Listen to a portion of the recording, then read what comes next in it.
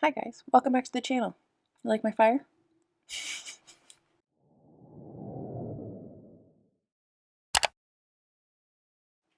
I have acquired too many books again. Welcome to my addiction. Let's go through them because I haven't been showing them for a while, so let's see all the books I've been hoarding for weeks.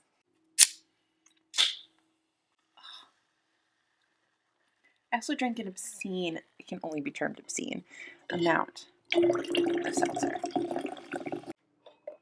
But at least I'm hydrated, because we need to be hydrated for this. We have a lot of books. I don't even know how we're going to get through all this. The fire's there to keep us calm. Let's start with my most recent library book haul. Oh, book barn haul, because I did go to a different library book sale. But my most recent book barn haul. Let's go. All right, okay. Judge me in the comments. I've been slowly finding and hoarding Joyce Carol Oates books because the wonderful lonesome reader Eric Carl Anderson loves Joyce Carol Oates, and I find that I really like his recommendations. So I want to try Joyce Carol Oates. So every time I see one somewhere, I buy it. So I got The Falls by Joyce Carol Oates, which is about like people at Niagara Falls. The story's set in Niagara Falls. So this sounded really good. I don't even know where to put all these. And then they also had Night, Sleep, Death, and the Stars, which is kind of about a family after the parents die, like the siblings kind of going in and figuring, or I guess the father dies. And so like the adult children have to like figure a bunch of stuff out. It sounds like this will hit close to home. For some reason, I feel like I've shown you guys these books before, but it might be because I hauled them for my friends.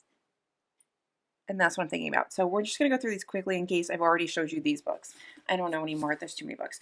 I got Eleanor Oliphant is Completely Fine, however you say that, because people really like this. And for $1, I'll read it. The Second Sister, which sounded like a really good thriller. I really feel like I've hauled these for you guys before. It sounded really like fast-paced and just like interesting.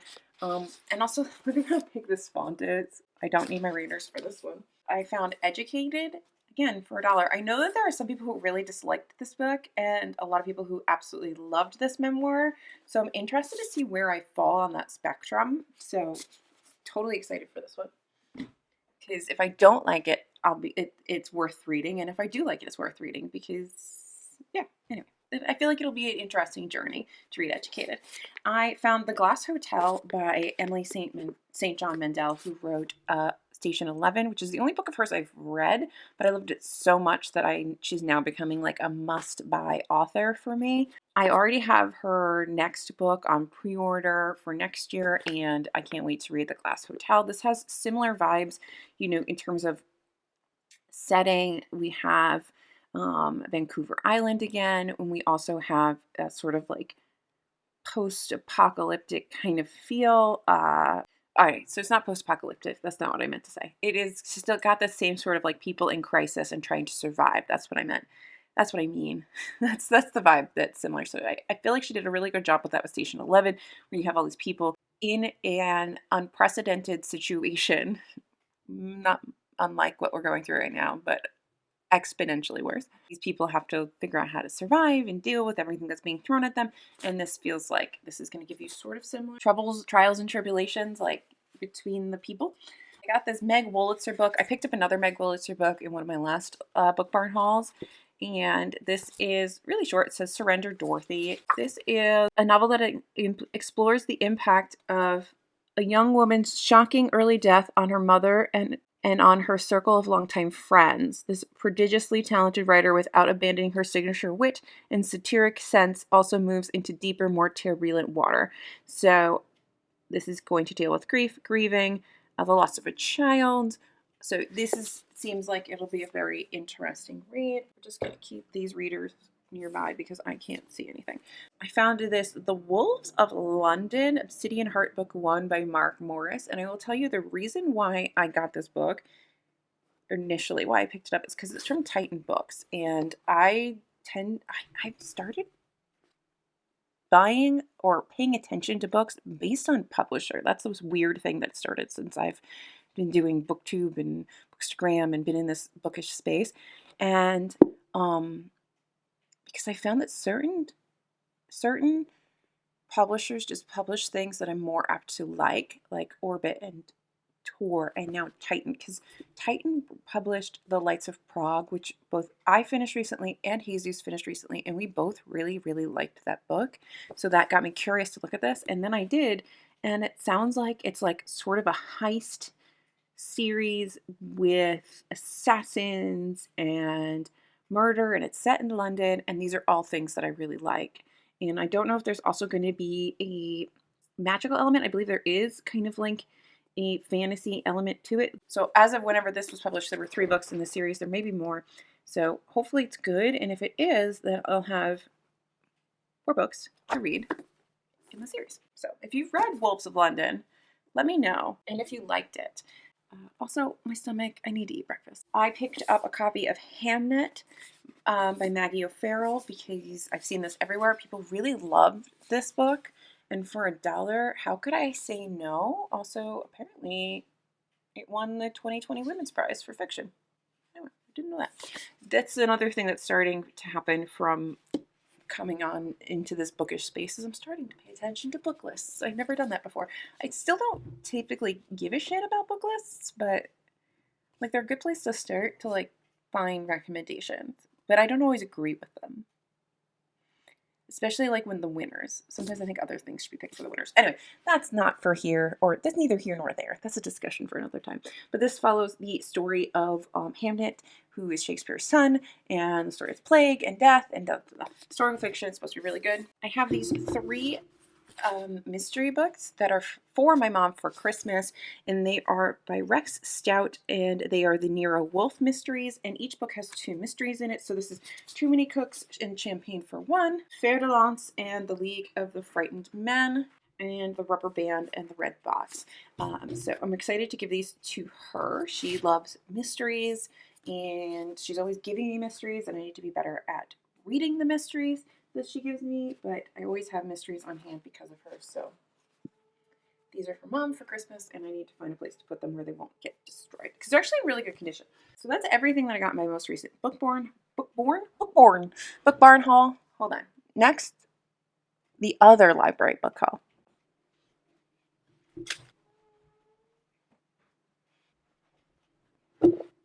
Books collected. I'm out of breath from picking up books. Do you know how many times I've moved these stacks around so I could film this? It's insane. I need to exercise. We went to this library book barn like holiday sale that I see advertised on the way to work every year, but I've never gotten to go, so we decided to go to it. And they have like giftable books, and they also have like rare and signed books. I don't know why I'm quote. They are signed. They're not. They are signed. So we picked up a few books that are, old books that were really cool. Some are Jesus's, some are mine. I picked up a couple signed books, and I got some other books from like the general sale.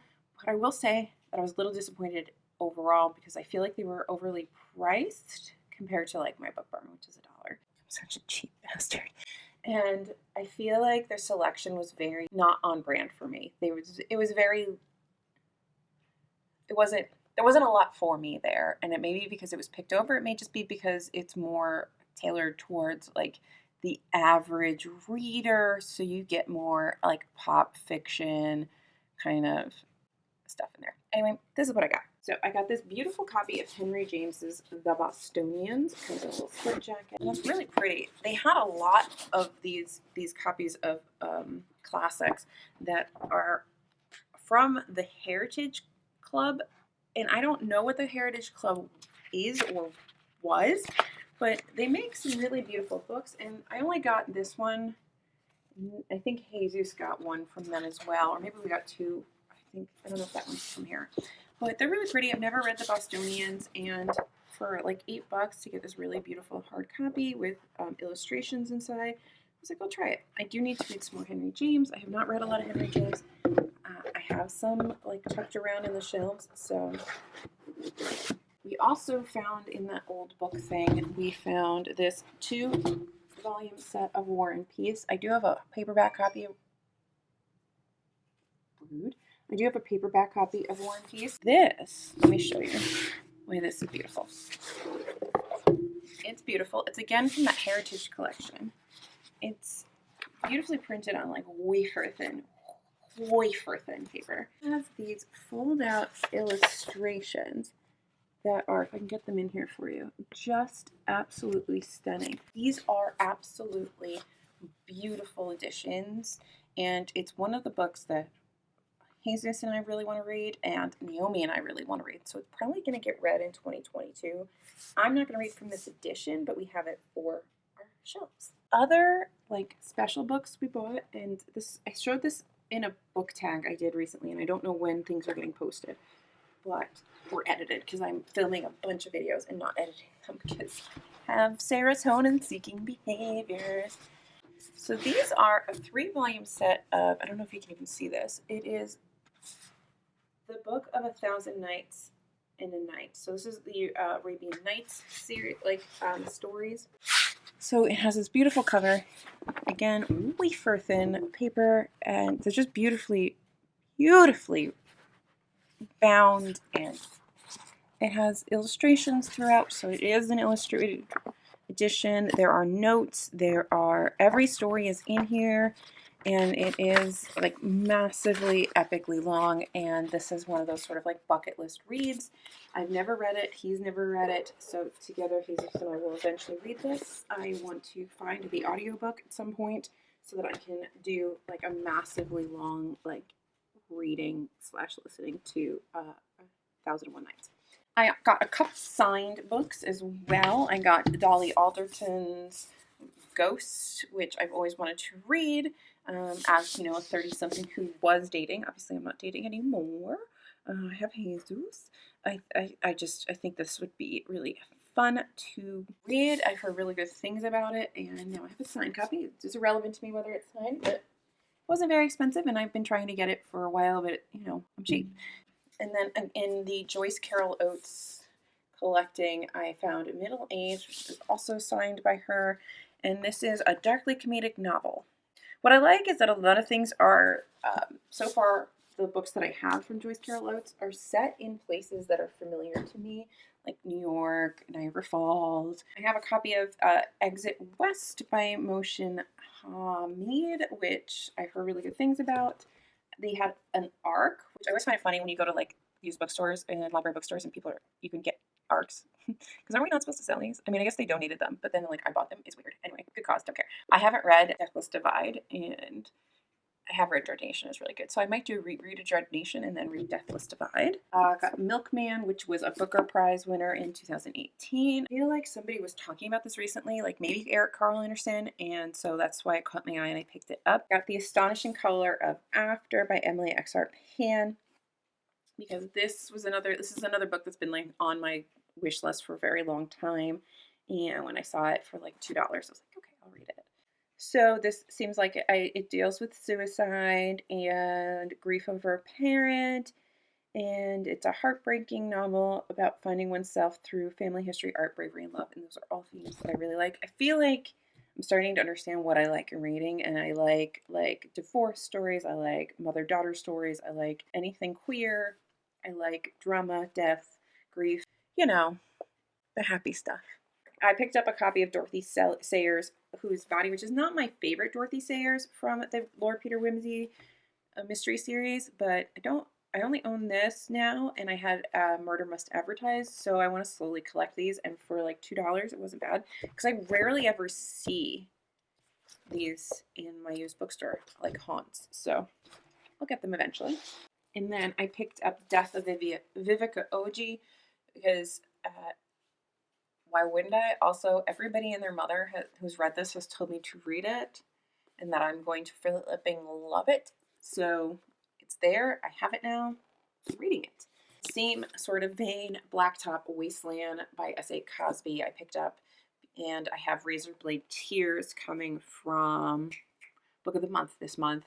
So I will have both of those, and I can finally find out what all the buzz is about. Because in our recent interview with Akili Nazuri, he talks about S.A. Cosby and how good his books are.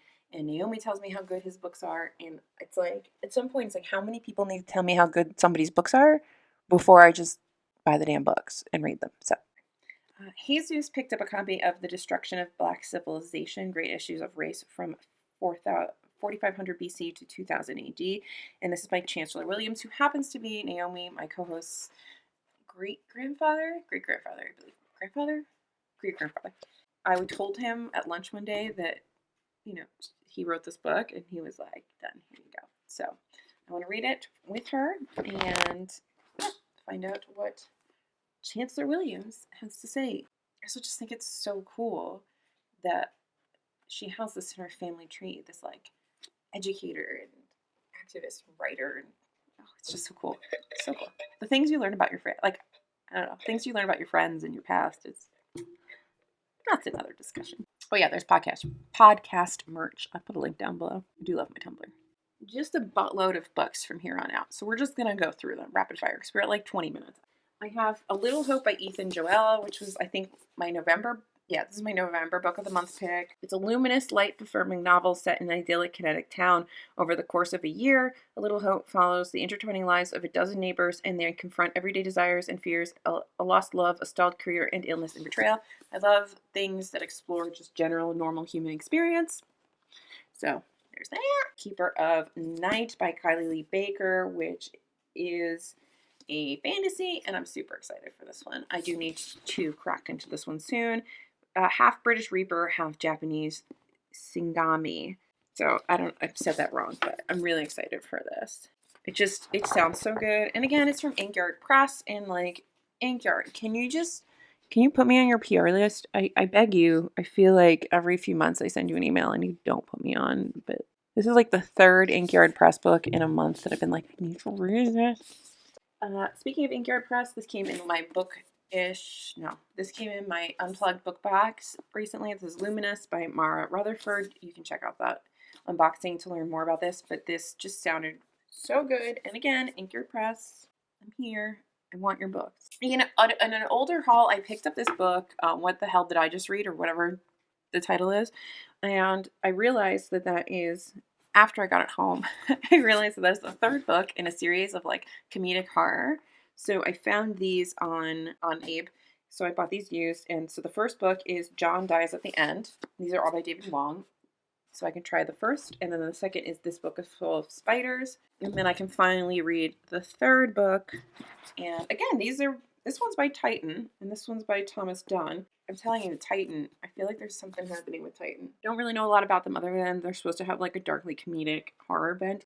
I picked up a copy of The Pariah by Anthony Ryan because I've been seeing this around everywhere. And this is a fantasy series. This is the first in the series. And this is an epic fantasy series of action, intrigue, and magic from Anthony Ryan, a master of storytelling, blah, blah, blah. So, classic, regular old fantasy stuff. I do love my fantasy. It's like added to the list of the 4 million series I need to read before I die. I picked up Alex Phoebe's Mordu, which I don't know why I didn't get this when it was offered to me as an ARC. But who cares? This is I keep seeing it around. It gets really good reviews. It's from Tor, obviously. And it says, God is dead. His corpse is hidden in the catacombs beneath Mordu. In the slums of the sea-battered city, the young Nathan Treves lives with his parents, eking out a meager existence by picking treasures from the living mud and the half-formed, short-lived creatures it spawns, until one day his desperate mother sells him to the mysterious master of Mordu. The master derives his power from feeding on the corpse of God. But Nathan, despite his fear and lowly station, has his own strength and it is greater than the master has ever known. Great enough to destroy everything the master has built, if only Nathan could discover how to use it. So, it sounds really good. It sounds like it's going to be kind of funny. And also like a good little fantasy, so I'm really excited. I keep forgetting I bought this. I really need to finish Fantasy Corner in the book notes so I can see all my fantasy books and get back into it. This is another one that I just have to read that Tor kindly sent me, and I need to pull it up to the top of the pile, and it's A Marvelous Light by Freya Marsk, and this is like a queer detective story, magic murder, and mystery. I mean, do I need to say any more? I don't think I need to say any more. Magic, romance, and mayhem in a beautifully decorated and occasionally actively dangerous Edwardian England. I'm just going to stick this over here so I get to it in December. I have some more arcs that came in. I have The Starless Crown, which is the first book in a new fantasy series from James Rowlands, who I only know is writing kind of like political, military-ish thrillers that like my dad used to read a lot of. So yeah, so I'm curious to see what he does in the fantasy space. I don't really know if he ever writes fantasy. I was just like, I was intrigued when I saw it on the list of new books coming out from Tor. So this comes out, this comes out in January. I don't have a date specifically. I'm bad at this. Things They Lost by Akawiri Odoru. This comes out in, that's very wrong. I'm sorry if I butchered your name completely. I'm so sorry. And this is coming out in April 12th, 2022. This is an astonishing debut novel filled with mystery and magic and tells the story of a lonely girl living in a small African town and her struggle to free herself from her mercurial and charming mother. Yeah, I'm in. Mother-daughter stuff. So I feel like that cover is stunning. I hope they don't change it. Picked up a copy of How to Change Your Mind, by Michael Pollan, and I as I was reading The Empire of Pain for our TBR Luna book club this month, or in November, I just kept thinking about this book because somebody had mentioned it, and it is What the New Science of Psychedelics Teaches Us About Consciousness, Dying, Addiction, Depression, and Transcendence. And I just really wanted to read this because I know that there's a lot of work being done in exploring the use of psychedelics, of MDMA, of ketamine, of like all kinds of other drugs in the psychology space and in mental health and treating different things like depression and bipolar and yada, yada, yada. And I'm just, as I was reading Empire of Pain, I was thinking, like, are we going to make the same mistakes with those that we made with Oxycontin? Or will we have learned a lesson? And I don't really know the answer to any of those questions. If I did, I feel like I would be a hell of a lot smarter. It made me really want to read this. And if there's anybody who wants to read this with me, I would love to read it. Rude! I would love to read it with you and discuss because I feel like this is going to be really good. And I do like Michael Pollan's writing. I have another arc here. This is by S.A. Barnes, and this is Dead Silence, which also comes in January. And this is kind of like Titanic, space, shipwreck with a ghost ship. I mean, it just, I don't know how to describe it. It just sounds really good and creepy and like this video game I played with Jesus once. I don't remember the name of it, but where like there was like this random ship and everybody was dead on it and you had to kind of like figure out why it was dead. Everybody was dead. It was like this salvage thing. Anyway, so that's what it sounds like, but this isn't space. It comes out in January from Tor Nightfire. Thank you, Tor. Love you, Tor. Love you so much. I do love my friends at Tor. I love them a lot. And Forge sent me a copy of The Widow Queen, and they actually sent me this beautiful finished hardback copy. The paperback copy is coming out in, I don't know what this space is. It's coming out in April, I believe. I could be wrong there. Maybe it's March, but sometime in the spring. But this is translated from Polish. I think it's a standalone, but it's a fantasy novel. This is an epic saga of family, love, and war. We meet the battle-tested exile returning to claim his rightful throne, a bloodthirsty prince hungering for his father's crown, an honorable Viking leader thrust into politics of nobility, and a young woman with power to raise or ruin the fates of them all.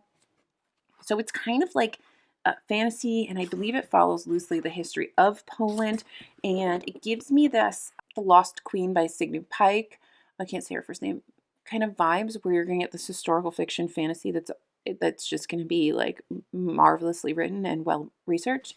So really excited to read this. I'm trying to get Naomi to get a copy so we can read it together. And yeah, and I hope that they translate more work from this author because it's Elizabeta Cherenzinska. God, lets me read names. And I really hope they translate more of her works if we like this because she's got a lot of books written in Poland, but this is her first translated to English work. I'm going to stick that over here too because I'm reading that soon. Why did it stop recording? Okay, I had to get the next stack. I need to hydrate.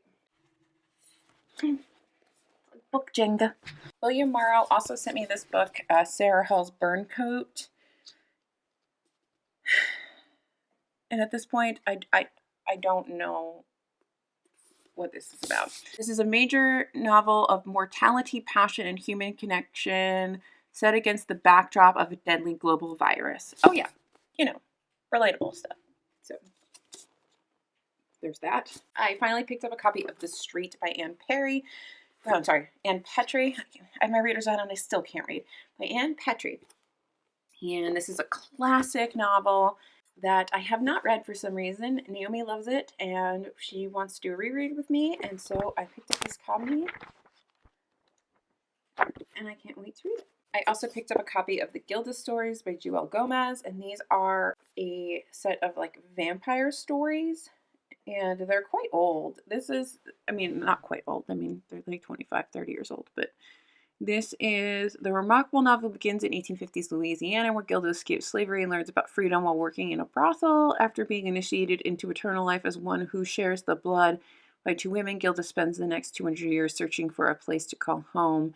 An instant lesbian classic when it was first published in 1991. The Gilda Stories has endured as an auspiciously prescient book in its explorations of blackness, radical ecology, redefinitions of family, and the erotic potential of the vampire story. Here for this. I was also sent a copy of Anonymous Sex, which is a collection of short stories about sexual experience from various authors. This comes out on February 1st. Thank you, Scribner. I picked up the Omnibus of Godspeaker by Karen Miller, which is another epic high fantasy sort of I think it's like a darker, like more grimdark fantasy. It sounds like it's gonna be more like morally gray and all the kinds of things I love. And I'm going to be reading this with Jim Wilburn, who wrote The Seventh Cadence, at some point in 2022. But I picked up the omnibus. We're both going to read it together. Jim, I can't wait to read this with you. I picked up a copy of The Wasp Factory by Ian Banks because this is supposed to be a very good horror novel, and I didn't realize how short it was. And since I was so duped by Nosferatu, I'm sort of on this mission to find a horror novel that I like. So I found this used for not too much money, and I'm going to try to read this. Maybe I'll vlog it for you. I don't know. But I'm on a mission to find a horror book that I do not dislike. More books that I bought because of Jess Owens. Jess, you're taking all my money.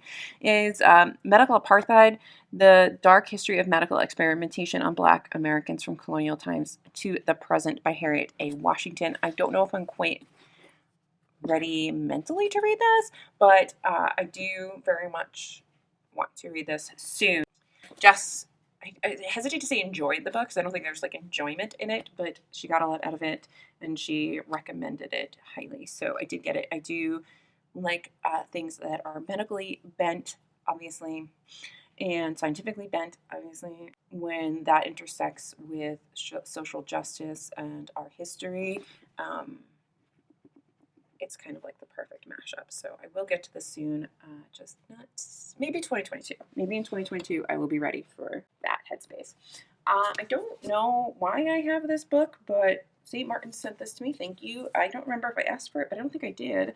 Three Sisters by Heather Morris, which is the lady who wrote The Tattoo Artist of Auschwitz, about three sisters in Slovakia. They're under communist rule. Something about Israel and the new state of Israel. So I don't know. Maybe I'll read it. Maybe I'll give it away. I'm not sure. I don't know. It's not high on my list of things, but yeah, that showed up in the mail. Thank you again. I got a copy of Tochi Onibuchi's Goliath, which I said that all wrong, which comes out in January. This is from Tor.com. Actually really excited to read this. This is his adult debut. It is set in 2050. In the 2050s, and Earth has begun to empty, and those with means and privilege have departed, and the great cities of the United States for more comfortable confines and space colonies, and those left behind need to salvage for what they can from the collapsing infrastructure. So it just sounds like, I feel like this is going to be a great sort of dystopian sci-fi commentary on our environment, environment. I don't know why I put the inflection where I did. Social structures, all kinds of things. I just feel like this is going to be really heavy hitting, and I can't wait to read this. Again, this comes out in January. Thank you again, Tor. Love you. I picked up, this is another book that I bought because of Jess Owens. The Marrow Themes by Sherry DeMillane. I said her name wrong. She wrote, I believe, a different book that I read earlier that I really liked. Hold on. I feel like she wrote another book that I liked, but this is like a fantasy, indigenous fantasy novel.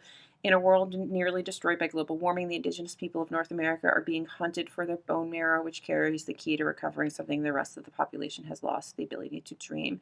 Frenchie and its companions, struggling to survive, don't yet know that one of them holds the secret to defending the Marrow Thieves. So this, I mean, I have to read it. I just have to read it. I feel like it's going to be powerful and just so important. And let me see if I can find the other book she wrote. I swear that she wrote this other book that was kind of like a horror. The problem with reading so many things is eventually your brain's just like, everything combines into like one big bleh. No, she did. She wrote Empire of Wild, which is a fantastic book if you haven't read it. I really like that. But it's kind of like a horror thriller, and there's like this beast in the woods. It's very good. Just go read it. I love it. I think that the Canadian copy has a better cover than the US, but anyway. So I'm excited to read this. I did like her other book, so I have high hopes for that one. Scribner sent me Interesting Women. These are different short stories. This is from Andrea Lee, who wrote the Red Island House, and this is coming out on the 4th of January. In vivid prose infused with wicked irony, award-winning author Andrea Lee takes us on a dazzling international journey into the hearts and minds of a number of extraordinary women, intelligent, cosmopolitan, and fiercely independent, who, with wit and style, grapple with questions of identity in an increasingly connected world where everyone has become in some way a foreigner. So that sounds really good. I don't remember if I asked for this from Scribner. There's a couple in here. I was like, did I ask for these or did they just show up? But I have Under Money by Jane Newman, which is coming out on the 25th of January. And this is an electrifying thriller about a group of American operatives who secretly take over the world's largest dark money fund, an astonishing, audacious debut by a seasoned insider of global finance. Could be good. Tell Me an Ending by Joe Harkin. This comes out March 1st. And this is also from Scribner. What if you once had a painful memory removed? What if you were offered the chance to get it back? It follows 4 characters grappling with the unexpected question of whether to remember an unknown event or leave it buried forever. I think that this is a really interesting premise. I'm kind of excited to see how it's handled. You guys know, if you've been here for a while, I have like a love-hate relationship with thrillers. I want them to really fuck me up, and they usually don't anymore. I think that's what happens when you read too many thrillers, is eventually like this buzz sort of wears off. You get sort of jaded, or that's the New Yorker in me. It's like you need to like kick it up a notch every time for you to actually really get like a good buzz going off of a thriller. And now I sound like I'm an addict, but you know what I mean. Or maybe you don't. I don't know. You know what I mean. I also got this from Scribner as well, and I'm really excited about this one. This is coming out on January 4th, and it's The Black Joke, the true story of one ship's battle against the slave trade by A.E. Rooks.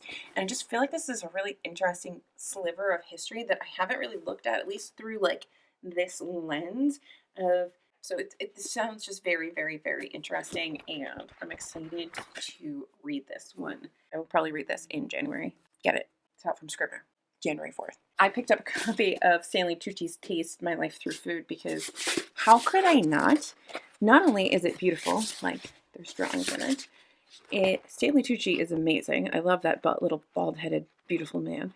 And there's also some fantastic recipes in here as well, and I can't wait to read this, and Jesus needs to read it, and we need to have just like a reading and food day of Stanley Tucci's Taste, so super excited for that. Again, put that aside so I can read that sooner rather than later. I have some books from my mom for mystery books. I picked up a couple other books because Desi reads a lot, or whatever. It's Desi on Instagram. I'll put a picture of her beautiful face in here and her Instagram handle. But she recommended this fantasy series called The Symphony of Ages. And so I think it's 3 different trilogies in the same world, kind of like Robin Hobb does. So this is the first chunk, and it's Rhapsody, Prophecy, and Destiny. And these are by Elizabeth Hayden. And they have these fantastic, like, cheesy fantasy covers, which I just adore. I don't know why. I just adore them. And I think it's supposed to have like good romance and good sort of epic fantasy elements, and I'm excited to try it. And then the second chunk is Requiem for the Sun. Again, like, I love the cheesy covers. Elegacy for a Lost Star? Elegy. Elegacy? Elegy for a Lost Star and the Assassin King. And then there's another chunk of trilogy of books, but to be fair, they were more than $3 on AIM, so I didn't get them because I'm cheap. Plus, if I like this and I like this, then I will invest the money, but they also didn't have these cheesy covers. They didn't match. It irritated me, everything about the experience, so I didn't get that far into the series, but eventually I will get to these. I have so much fantasy to read, it's crazy. I promise you we're almost at the end. My mom gave me a few mystery books. This is The Plague Court Murders by John Dixon Carr. This is Sir Henry Marivelle mystery. My battery's dying. Rose Cottage, which honestly looks like something I'm going to hate, but who knows. The Affair Next Door. If you've read any of these, let me know. This one has a cool cover, The Postscript Murders. So hopefully this one's good. And The Deep Deep Snow also looks kind of good and good for this time of year. So those are more mysteries from my mom. I got from my Secret Santa through Hello Lovely, because I rep for Hello Lovely. There's a link down below if you've never had a Hello Lovely item. Get it. They're fantastic. The wonderful, let's get her name right, Kiana sent me a copy of The Bennett Women from my wish list. This sounds so good. It is, a Pride and Prejudice spin retelling, reimagining, whatever, inspired novel, and I am here for it. They're at like Longbourn University. I will read anything that's a retelling of Pride and Prejudice. Loosely, not loosely, I will read it. And then finally, I picked up a copy of the 1619 Project, and I'm really excited to dive into this with Naomi. This I'm really excited for. So, and we are actually going to be doing a double book giveaway at some point. I don't know if it's announced now or if it's over, but like we are going to be giving away 2 copies of this because more people need to read it. And this is just, I'm excited. That is everything that I have acquired, or like from publishers or from sales or from whatever in the last, it's been over a month. I will say it's been over a month. I don't know how long it's been. Truthfully, it's probably, maybe this is only 2 months. It's a lot of fucking bugs, and I seriously have a problem. But anyway, my camera's going to die. If you enjoyed this, please leave a comment down below telling me if you've read any of these books. Let me know what your thoughts are, what I should read first. If you feel called to do so, that's probably English. Remember to like and subscribe to the channel. Every way you interact with the video helps. I appreciate you all being here. I love you guys. I love making content for you and sharing my addiction with you. I will see you guys in my next video, whatever it may be, because it's my channel and I can do whatever I want. Oh my God, my stomach, I need to eat. Goodbye. So just sit with me, talking to the night until the morning, building chemistry. I don't think I ever wanna go come closer next to me, trying to find another way to say this, but